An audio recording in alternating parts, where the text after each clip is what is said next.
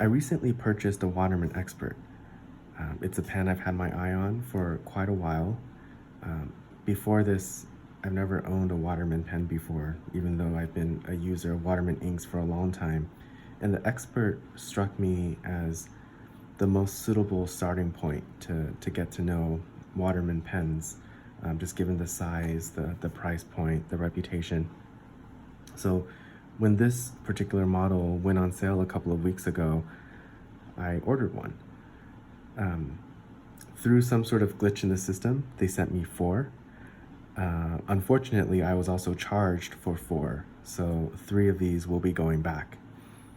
But I did ask the retailer if it would be okay for me to try out the nibs across these 4, since they're here, and see if there's any differences between them. So the retailer was very, very supportive, and they thought it would be interesting for them to see as well. So without further ado, let's see if these nibs are any different. So to make things consistent, we're using the same ink in all of these pens. It's just the standard Waterman Serenity Blue ink cartridge that came with the pen. And all of these pens, like I mentioned earlier, are exactly the same. They're the stainless steel medium nib, in this case PVD coated. Pretty nice looking pen. We'll just use this pretty standard Stalogy notebook. It's what I use for work. And I find it shows off the ink relatively well. You can probably see from the previous page I was trying out the 4 pens earlier to see what they look like. But here we go. Let's see how similar these pens actually are. So this is pen number 1.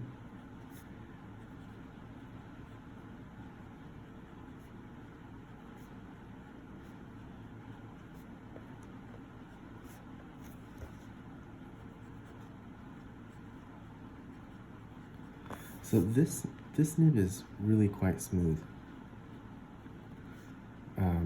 Very pleasant rider.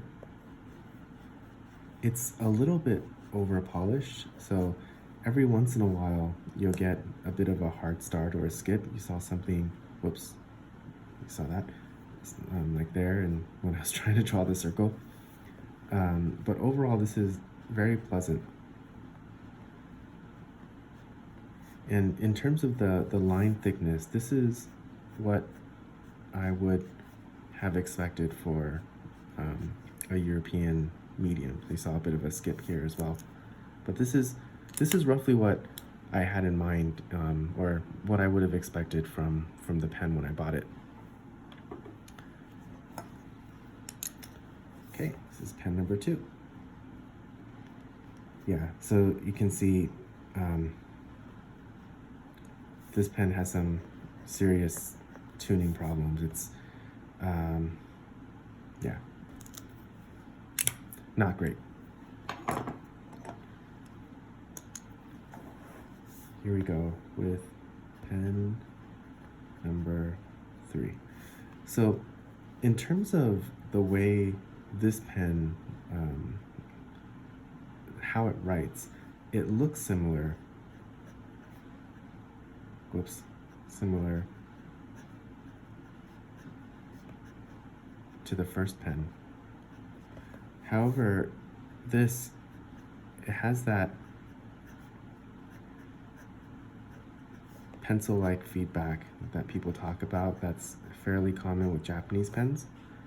I don't know if you can hear this on the page, but it doesn't have that smoothness that the first pen does. So think of this as similar to, not like a gold nib Japanese pen, like a custom 74 or 3776, something like that. It's more, this stainless steel nib is hard as a nail. There's no flex at all. So this feels more like a mid-range Japanese steel nib. So think of something like a Platinum Kiridas or a Sailor. What is that Sailor called? It's not the Compass. And the Compass, that nib is garbage. But this Sailor, I don't know what it's called, but it looks like a 1911, and has their mid-tier steel nib. That third Waterman Expert feels a lot like the Japanese steel nibs. Then the last pen,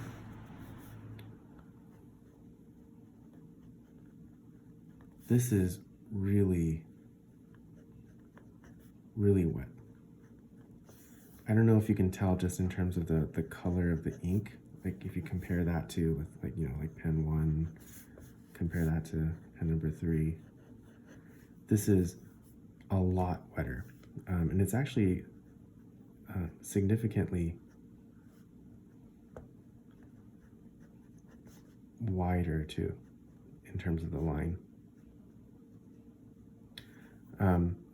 This pen is also a bit over polished, so if you write with any extended period of time, I don't know if it's going to show up here because of just how wet it is, but if you keep writing with it, eventually it will start to, there will be areas where it will just look like it's skipping and hard starting. But just overall, it's really surprising to me that this pen and this, this pen, like these two pens are marked the same pen nib width. That's just really surprising. So as you can see, these 4 pens are actually quite different in terms of how they perform. So what can we say about Waterman nibs? Well, I think overall there's probably a bit of QA that could be tightened a little bit. I think 3 of these pens write relatively fine, but 3 of the 4 have some over polishing issues. So as you can see, pen number 1 skips a bit, pen number 2 doesn't really write, pen number 3 is fine, but it has feedback that I wouldn't have expected from a European brand. I think that's something that I would have expected more from a Japanese pen. And pen number 4,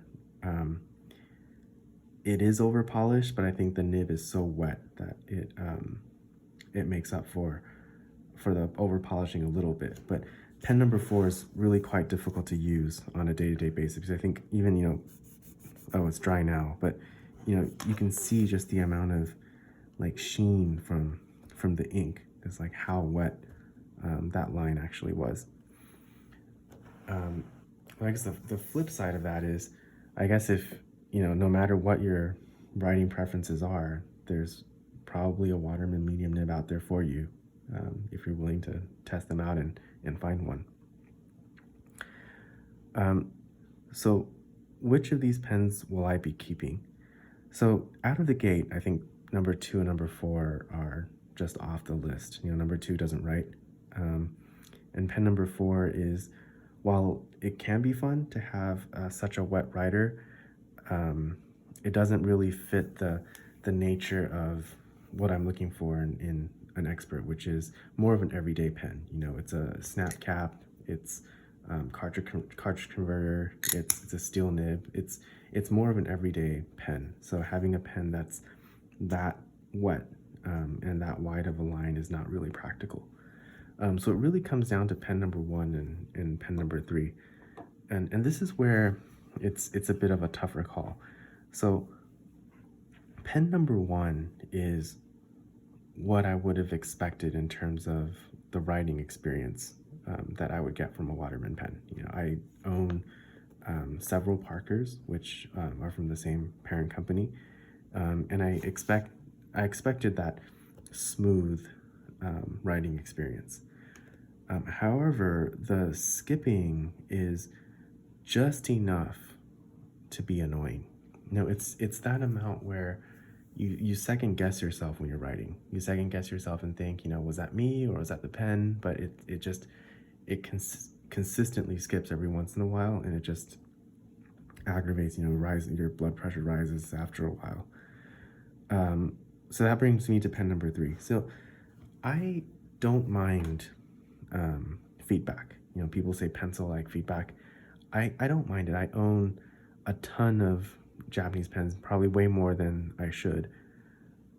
But it's just not the experience that matches, how the pen looks. You don't, when you look at a pen like this, you don't expect it to have the feel of a Japanese pen. So, for that reason, if pen number one didn't have the skipping, I would pick number one because that's just the experience that I'm looking for. But because that pen is not particularly great for my blood pressure, I think I'm going to stick with pen number three. So again, nothing against the way pen number three writes. It's just not really what I was expecting from the Waterman, but that is the pen that I like the most out of these four. So the other three will be going back shortly. Anyway, I hope you found that amusing. I thought it was an interesting question, interesting set of circumstances where I got four of the same pens. So definitely answered my curiosity about how similar nibs are, nibs that are labeled technically the same thing. So anyway, thanks for watching.